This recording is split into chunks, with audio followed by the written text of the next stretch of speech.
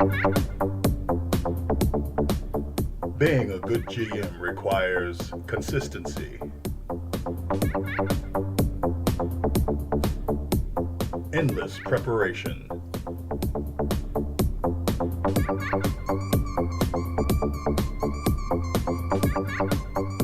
and player appreciation.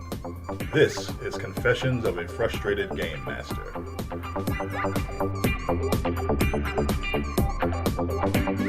Hello, welcome to Confessions of a Frustrated Game Master. I am Robert, the narrator, and thank you for joining me for another episode of Confessions. Well, this episode of Confessions, I want to continue to talk about my Cypher system, Vampire Nations game that I've been running for a couple of weeks now.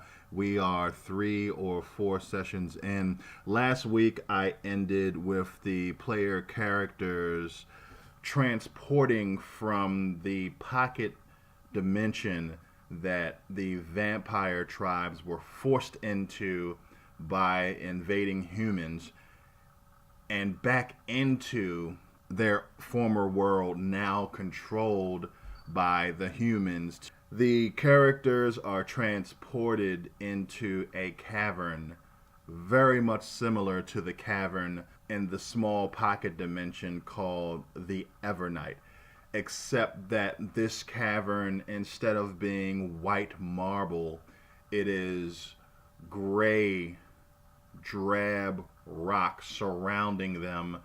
The dimensional circle with 20 indentations still exists carved into the floor of this cavern. The black oily substance that I described being forced through runic channels from one depression to the other settles, and the players burst from the black fluid. When the players arrived, I wanted to set a tone for the game, and I wanted them to realize that the game was going to be a little bit grittier than what we have played previously in the Cypher system. So as the players emerge from this black oily substance, they hear the sound of young people laughing and enjoying themselves just down a cavern exit. And it sounds like there may be young people having sex. So I also wanted to shock the players because they have just dimensionally traveled back into their homeland, and this secret dimensional circle location has individuals occupying it. They immediately move to cover as 2 humans walk into the chamber. They are young adults. They seem to have been drinking. They seem to be having a good time. A male and a female. The male notices this black liquid and moves over to investigate, and the player characters very efficiently and very straightforwardly take out these 2 young adults. They then move out of the cavern to find humans, young adults, drinking and laughing, a couple of young adults actually having sex, and they move out and they eliminate them. And I was, to be honest with you, I was a little shocked and taken aback as to how efficiently and how businesslike the players were in this scene. And I wanted to, it actually made me explain to them that these individuals weren't children, that they were young adults. And I also wanted to check with them to make sure that they were okay with the idea of maybe feeling like the bad guys in this scenario. And I let them know that the humans hate them.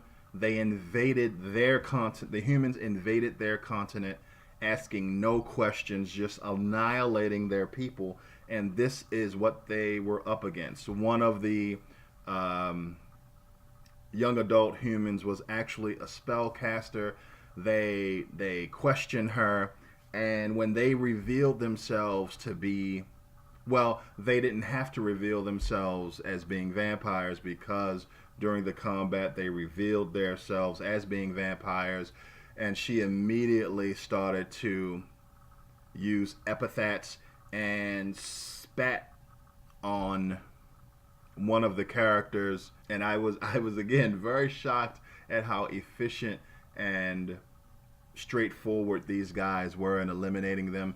They moved the bodies away from this ritual area that they transport into, and said that they use their fangs to cleanly rip out the throats of the humans to make it look like maybe they were attacked away from this ritual area by animals. And I wanted to, again, just make sure that they felt comfortable with this, and they didn't seem to have a problem with it. Now, the players knew that they were the fourth party to re enter their homeland, and the other previous parties were able, obviously, to provide reconnaissance for them. The first party never returned to the pocket dimension for some reason, and no one knows why. The second party only partially returned, and the third party returned intact. And from the second and third party,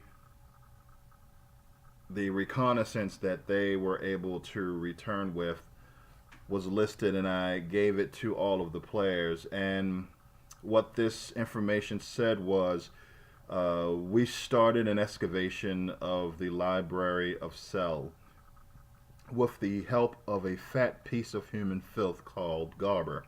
He knows who we are. He uncovered the Crimson Tome, which could have clues to the location of the Helm of Evernight. And the Helm of Evernight is the MacGuffin that the vampire tribes are attempting to find. That's why they are sending these small parties back whenever they have enough magical resources to do so. Garber had not finished the excavation of the library. He could uncover other artifacts. We sent the tome to be studied by an arcanist named Bollinger, who dwells in Woodedge. We are waiting for his findings. He doesn't know who we are. Some additional information that I gave the players. Drift Tribal Area, that's one of the tribes. That's the tribe that is very mystical in nature. If you go to the Library of Cell, be warned. The Drift Tribal territory is racked with wild magic storms and weird phenomena. Koth is a city on the continent, a human city now. And the information stated, granted, any place filled with humans is vile, but Koth is second to none. If you visit, watch your back at all times. We have an ally by the name of Kashida in the city. She is an escort peddler. She knows who we are and is a good contact for sustenance. And then it says the Infinite Verdance. The Infinite Verdance was once called the Withered Wood by our people.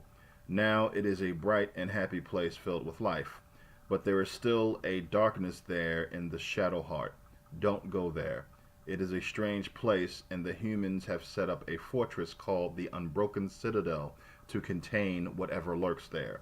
And then finally, Woodedge is a city controlled by nobles and protected by the White Tiger Riders of Cathdarian and their sheriff Belial.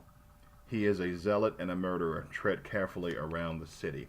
So that is the information that I gave to the players. And the nature of, I mentioned this in the previous episode, the nature of how the vampires travel back and forth from the pocket dimension that they had to flee to back into their home dimension is not always completely under their control. The tribes don't even have control over who they can send back.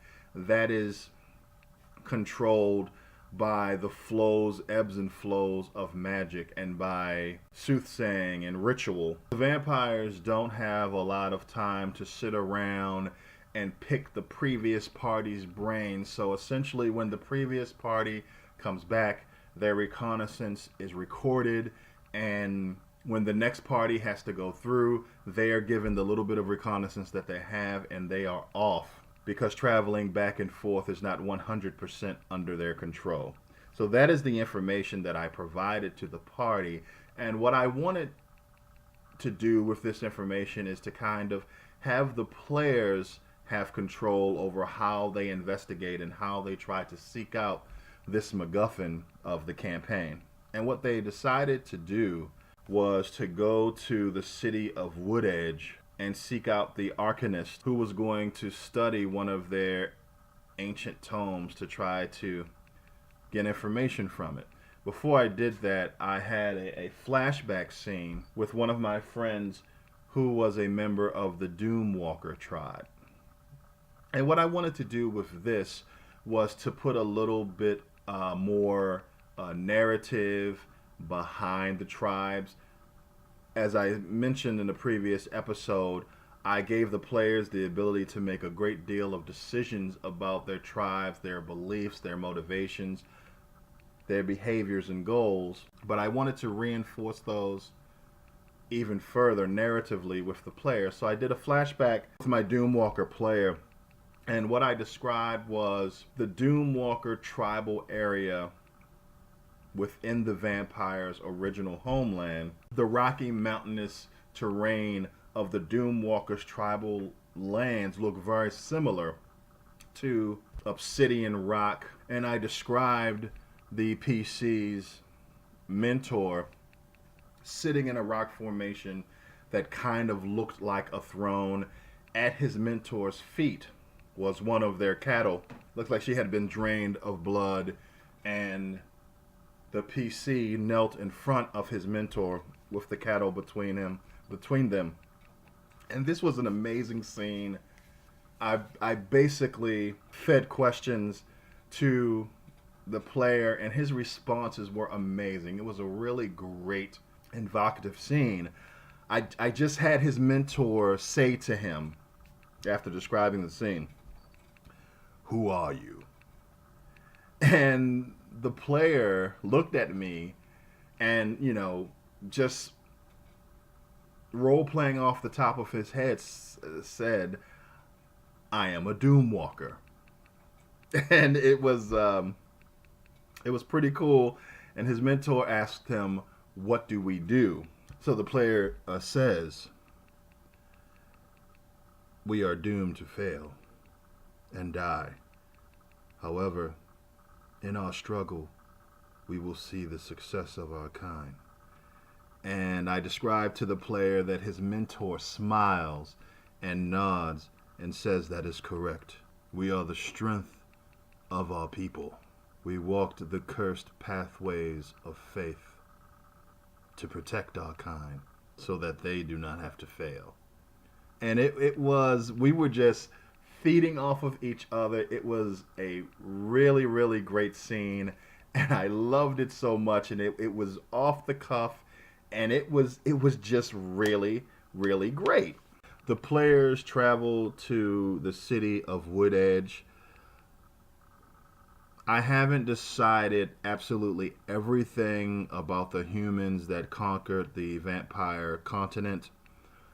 But what I decided was to give the setting a more Middle Eastern flavor. And I wanted there to be a bit of a contrast between the vampires, a large contrast between the vampires and the humans. I wanted the humans to be very, their society to be very bright and very colorful. And I always described them in that fashion. I thought that I would make the human society an imperial cult so that they are led by a god king I call Cephius, exemplar of harmony. And what the human society values is nature and wildlife and the harmony between the natural world and the mystical world. And when the humans came to the continent of the vampire tribes or the vampire nations, they brought with them many animals and many fantasy creatures that did not exist when the tribes ruled. So when they went to the human city of Woodedge, I described that you notice that a lot of humans have small pets. You see a woman walking around with a peacock on a leash, or little children walking around with birds on their shoulders, and they seem to have a love for animals, and they seem to be very much in harmony with nature. But I also had a scene in a market where one of the species that the vampires, the non-human species that the vampires would feed off of, they call them cattle, being beaten in a marketplace to show that the humans were not necessarily all good. And I also wanted to reinforce that I didn't want the players to feel like they were the bad guys. So I made a point of showing the humans being brutal to the species that the vampires used to feed off of. And in closing, bringing this session to a close, when the vampires arrive in the city to speak with this Arcanist who was attempting to translate one of their ancient tomes, they find out that this Arcanist has traveled to another city to have the book translated. And when they travel there, they find out that the Arcanist was not able to translate the text, but one of the other reasons that he traveled to this city was to see a longtime friend who was an ancient sphinx who was dying. And the ancient sphinx has promised to give all of its magical knowledge to this Arcanist and to translate the book for him. But first, he would like a race to be held. And this city was outside of a structure called the Jade Colossus, which I have borrowed from Numenera. And this race was going to be a very dangerous obstacle course that was going to happen inside of the Jade Colossus, and lives could be lost. And the players were told that the only rule, they were told that the race had no rules. They were shown a rough outline of the race course and the starting line and the finish line. And the Arcanist also advised the players that what he was able to draw from the book is the fact that the book said something about an original portal, and the players recognized that as a term meaning the original magical portal which they were able to escape through to the Evernight to survive the invasion of the humans, and a dimensional circle which they recognize as the dimensional circle that is able to bring the vampires back into their world. And the Arcanist has already hired mercenaries to run the race, and whoever was going to win would get the knowledge of the Sphinx, and the Arcanist would be able to gain that knowledge. And the players immediately realize that if someone else wins this race, they will get information that humans should not have. So, of course, the Arcanist allowed them to enter the race, and their plan was to make sure that none of the humans either lived or won the race. Whatever had to happen, one of the PCs had to win this race, so this information was not shared now that they know the kind of things that the book said. So this was very interesting. There were 5 participants in the race. We have 3 players in the game. The race went on. It was an obstacle course. This was really cool. The first part of the obstacle course was essentially a large slide that slid down towards a dark shaft where the players couldn't see what it led to. And over this dark shaft were ropes. So essentially, they had to leap off of this long, fast slide into darkness, jump off, grab a rope, and swing over to an opening to safety. And one of the player characters, when they made their roll, they rolled a natural 20, giving them a major success, which allows them to do something cool. And what he did is he cut as many of the ropes as he could on his way to swing safely into the opening, away from this dark shaft that you don't know where it led. And some of the other NPCs behind them in the race leapt off, grabbed one of the cut ropes, and plummeted to an unknown fate, which was really cool. But the bottom line is the race was very close, and one of the PCs was almost about to win the race and were bypassed by one of the NPCs who crossed what I advised them was the finish line, and they decided to kill him and run out of the Jade Colossus to collect their prize. And they were told, wait a minute, what happened? And of course they lied. They said that the person who crossed the finish line